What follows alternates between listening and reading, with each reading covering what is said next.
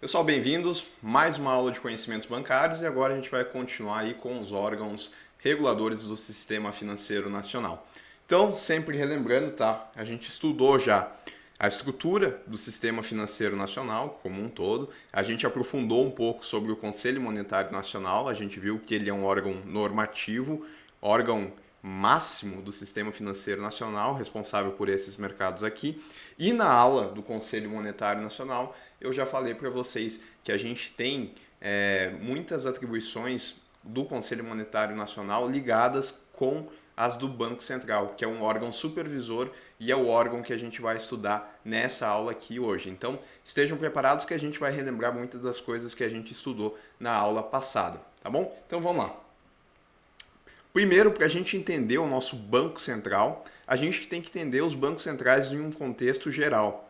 Então vamos lá. Os bancos centrais, isso em contexto geral, tá, desempenham um papel relevante na economia de um país.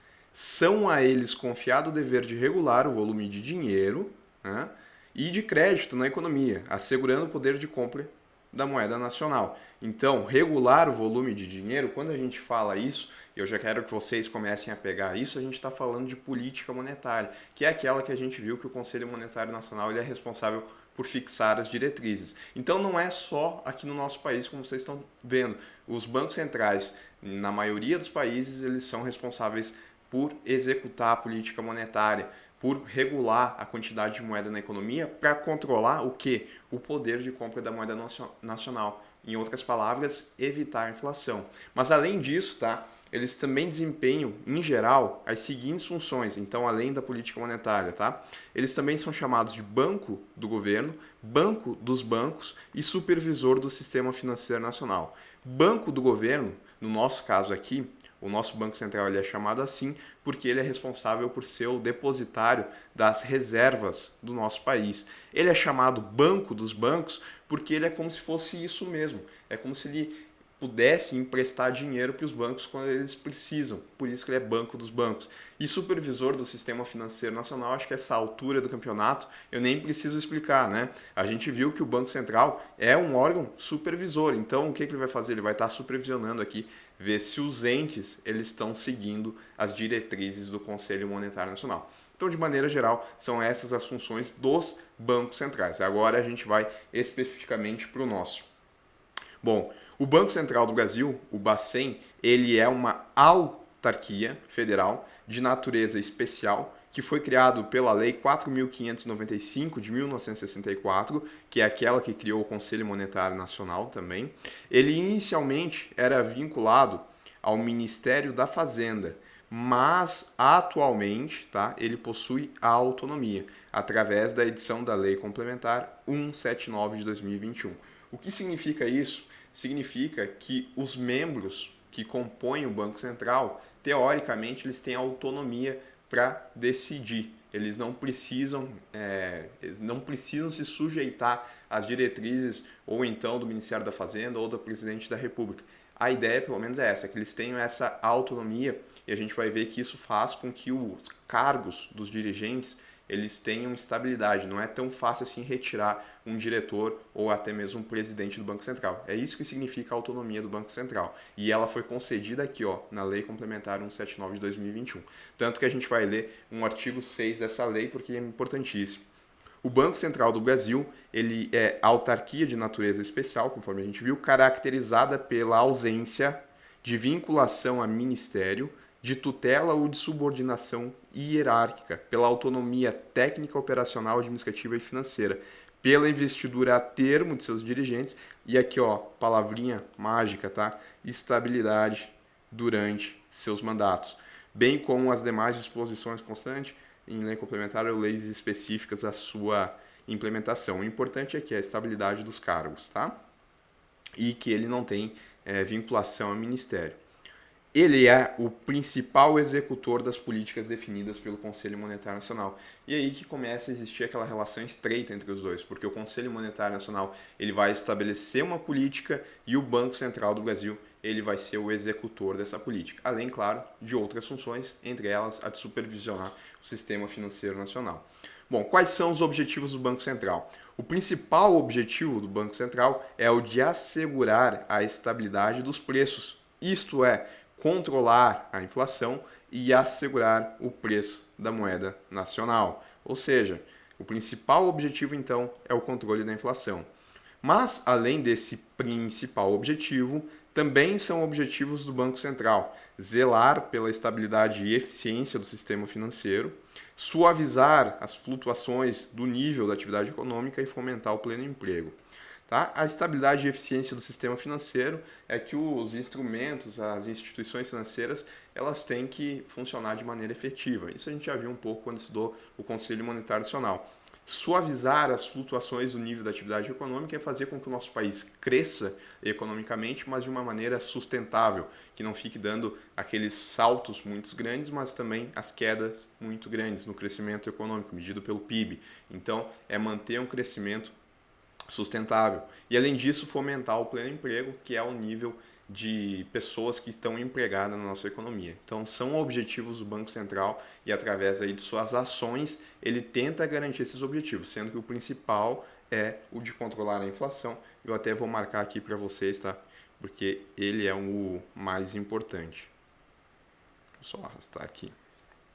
Bom, agora a gente vai falar um pouco sobre a composição do Banco Central, porque ele é composto por pessoas, tá? Ele é comandado por uma diretoria colegiada, a qual é composta por 9 membros, cada um responsável por uma diretoria específica. E aqui estão as diretorias, tá? Então a gente tem a presidência, que obviamente ela é ocupada pelo presidente do Banco Central. E aí vocês têm que lembrar o seguinte, tá? Que o presidente do Banco Central, ele também ele também faz parte do Conselho Monetário Nacional. Então ele ocupa a presidência do Bacen e ele integra o Conselho Monetário Nacional. Mas não é o presidente do Conselho Monetário Nacional, tá? O presidente do CMN a gente viu que é o ministro da Fazenda. Bom, além dele, tá? A gente tem outros 8 diretores, cada um responsável por cada uma dessas diretorias. Não acho que precisa decorar cada uma dessas diretorias, eu só acho que algumas vocês têm que associar elas com as atividades do Banco Central. Por exemplo, aqui, diretoria de política monetária, isso daqui é importantíssimo, de política econômica, fiscalização, que tem a ver com a supervisão do Banco Central no sistema financeiro. Eu acho que essas aqui são importantes vocês associarem com o Banco Central. Mas do resto, assim, não acho que seja necessário decorar cada uma delas. Tá? Indo além, cada um dos diretores é nomeado pelo presidente da República para um mandato fixo de 4 anos, não coincidente com o mandato presidencial, e que pode ser reconduzido uma vez, desde que por decisão do presidente. O presidente do Banco Central, não da República, tá? Do Banco Central, ele vai iniciar seu mandato no início do 3º ano do mandato do presidente da República, tá? Porque não pode ser coincidente, então eles não podem começar no mesmo ano. E o presidente do Banco Central, ele começa no início do 3º. A cada ano do mandato do presidente da República, 2 diretores iniciam seus mandatos no primeiro dia do ano. Então, por exemplo, aqui a gente tem a linha do tempo, tá? Do mandato do presidente da República, e a cada ano aqui a gente sabe que vão iniciar 2 diretores, tá? No primeiro dia do ano. E no terceiro, né? No terceiro ano aqui, o presidente do Banco Central ele vai iniciar seu mandato. Então tem essa regrinha aqui adicional para ele. Lembrando que isso daqui veio com a edição da Lei Complementar 179. Os diretores eles devem preencher os seguintes requisitos. Então, o que um diretor ele precisa ter para ser um diretor do Banco Central? Primeiro, tem que ter reputação ilibada. Outra forma de falar é que esse cara ele tem que estar limpo, né? Não pode ter condenações, não pode ter nada que deixe a ficha dele suja. Além disso, obviamente, ele tem que ter notória especialização em assuntos econômicos, financeiros e serem aprovados pelo Senado Federal, que representam aí as escolhas da população, né? Os senadores aqui vão ter que aprovar e vão verificar se realmente essas pessoas aqui, os diretores, eles têm essa especialização em assuntos econômicos financeiros. Além disso, os diretores eles podem ser exonerados, ou seja, quando eles são demitidos, de seus cargos a qualquer momento. Quando? Então, percebam que a Lei Complementar 179 ela deu estabilidade aos diretores do Banco Central, mas essa estabilidade não é absoluta. Eles podem perder os seus cargos em algumas hipóteses. São essas aqui, tá? A qualquer momento. Se alguma enfermidade ou impossibilidade de exercer o cargo, se ele mesmo pedir, né, para deixar o cargo, se ele cometer algum crime que o impeça de exercer cargos públicos, né, de acordo aí com a reputação ilibada, então percebam que se ele cometer algum crime, obviamente aí ele perde o cargo. Ou ainda, e essa é interessante, tá? Houver apresentação comprovada e recorrente de desempenho insuficiente para alcançar os objetivos do Banco Central. Então, é aquela situação. A gente viu ali que o Banco Central, como objetivo principal, ele tem o controle da inflação. Mas além desse objetivo principal, ele tem outros, como fomentar o pleno emprego e também o crescimento, suavizar ali o crescimento econômico da nossa economia. Então, se os diretores eles não estiverem alcançando esses objetivos do Banco Central de maneira comprovada e de forma recorrente, eles podem perder o cargo também. Então, é como se eles estivessem sendo punidos pelo seu desempenho, ou pela falta, né, de desempenho, além dessas outras três que a gente viu aqui. Então, o importante é que se numa questão aparecer para vocês de que a estabilidade agora dos diretores do Banco Central é absoluta, e isso é bem fácil de fazer uma questão dessa forma, vocês vão responder que não, né? Porque tem situações aí que eles podem perder. Mas o detalhe, hein? Não é a livre escolha do presidente da República, por exemplo, que eles podem deixar o cargo. Não, tem que ter algum desses requisitos aí. Bom, as funções do Banco Central agora. Vimos que o Conselho Monetário Nacional é responsável por definir a meta da inflação e cabe ao Banco Central adotar as medidas necessárias para alcançá-la. A gente viu isso na aula do Conselho Monetário Nacional, eu falei bastante disso para vocês não se confundirem. Então, a meta da inflação quem define é o Conselho Monetário Nacional e o Banco Central, através de seus objetivos, através de sua diretoria, através de suas competências, ele vai atuar para garantir que a inflação ela esteja dentro da meta. Tranquilo, né? Nesse sentido, uma função importante do presidente do Banco Central é a de apresentar ao Senado Federal, no primeiro e segundo semestre, marquem aí, tá? Primeiro e segundo semestre de cada ano, os relatórios de inflação e de estabilidade financeira, dada a importância desses assuntos para o desenvolvimento econômico do país. Se a inflação exceder o teto previsto anualmente, aí vocês vão lembrar, né, que eu desenhei lá para vocês o centro da meta e os intervalos. Se aqui era 3%, aqui 4,5% e aqui 1,5%, a gente tem um intervalo que vai de 1,5% para baixo e 1,5% para cima. Esse é o centro, esse é o teto máximo, esse é o teto mínimo. Então, se a inflação exceder o teto previsto anualmente, nesse exemplo passar de 4,5%, o presidente do Banco Central tem de divulgar publicamente as razões do descumprimento por meio de carta aberta ao ministro da Fazenda, que é o presidente do Conselho Monetário Nacional, contendo o que vai conter essa carta que o presidente do Banco Central vai mandar de forma pública, né? Marquem o público aqui, porque pode parecer que é sigilosa essa carta numa questão, mas não é, tá? Deixa eu só aí. Descrição detalhada das causas do descumprimento, as providências para assegurar o retorno da inflação, os limites estabelecidos, e o prazo no qual se espera que as providências produzam efeito. Então, ele diz por que aconteceu, ele diz o que ele vai fazer e ele diz em qual tempo ele vai fazer. Então, é importante aí, né? E também é importante lembrar que vai pro ministro da Fazenda, tá? Bom, agora vamos lá para as funções, né? Outras funções aí do Banco Central. E é aqui que eu quero que vocês lembrem que quando a gente estudou o Conselho Monetário Nacional, viu as funções lá do CMN, eu falei que muitas funções, as bancas de concurso, elas gostam de trocar. Dizem que ou é função do Conselho Monetário Nacional ou é do Banco Central e trocam para a gente errar as questões. Então, cuidado. Lá no Conselho Monetário Nacional eu falei para vocês se aterem a verbos como regular, fixar, orientar, zelar, disciplinar. São ideias de mandar fazer, de regulamentar. Aqui no Banco Central, via de regra, as funções do Banco Central são de executar, de fiscalizar, de supervisionar. As exceções a gente vai ver, tá? Mas de maneira geral, são essas. E aqui tem que ter cuidado, então, com essas atribuições. Vamos lá. Primeira delas, emitir papel moeda. Significa que ele vai colocar moeda na economia, tanto é que ele é o executor da política monetária. Como é que ele executa a política monetária? Entre outras formas, tá? Emitindo papel moeda. Conduzir as políticas monetária, cambial e de crédito. Determinar os percentuais dos recolhimentos compulsórios. Isso a gente vai ver em mais detalhe mais para frente, tá? Mas o que seria esse recolhimento compulsório?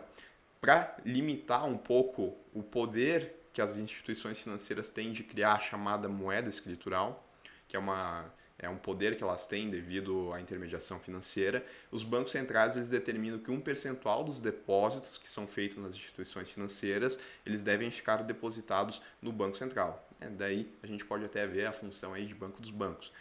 Calma, não precisem se apavorar com isso agora, depois, mais para frente, a gente vai voltar nesse tópico. Apenas lembrem que quem determina os percentuais desse recolhimento é o Banco Central.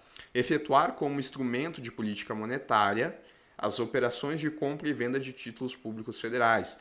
Realizar operações de redesconto e empréstimo, realizar empréstimo com instituições financeiras, sejam elas públicas ou privadas. Determinar, essa é importantíssima, eu marcaria aqui um asterisco, tá? Determinar, via Comitê de Política Monetária, que é o Copom, a meta da taxa de juros de referência para as operações de um dia, que é a chamada taxa Selic. Olha só, eu falei que ele vai determinar a meta da taxa Selic, a meta da taxa de juros. Eu não falei meta da inflação, porque meta da inflação quem determina é o Conselho Monetário Nacional. Por que eu estou frisando bastante isso daqui? Porque em questões eles adoram trocar isso. Então, muito cuidado, tá? Vocês têm que começar a pegar esse caminho lógico. Quem determina a meta da inflação é o Conselho Monetário Nacional. E o Banco Central, via atuação do Copom, que a gente ainda vai estudar, determina a meta da taxa de juros com o objetivo de cumprir a meta da inflação. Tá? Então, vocês têm que começar a pegar esse caminho lógico para não errar nas questões. Depois que vocês entenderem isso, aí pode aparecer de qualquer forma que vocês vão acertar. Então, asterisco aqui e muito cuidado com essa.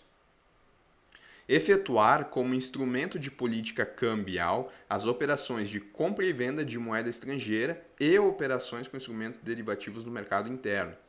Tá? Então aqui a gente já está falando de política cambial. Fiscalizar e disciplinar, ó, uma das exceções aqui, tá, que aparece, se aparecer fiscalizar e disciplinar as instituições financeiras e demais entidades autorizadas a operar pelo Banco Central, aí a gente está falando de uma função do Banco Central. Conceder autorização de funcionamento às instituições financeiras e estabelecer condições para a posse e para o exercício de quaisquer cargos de administração de instituições financeiras privadas, gerir o sistema de pagamentos brasileiros e o serviço de meio circulante.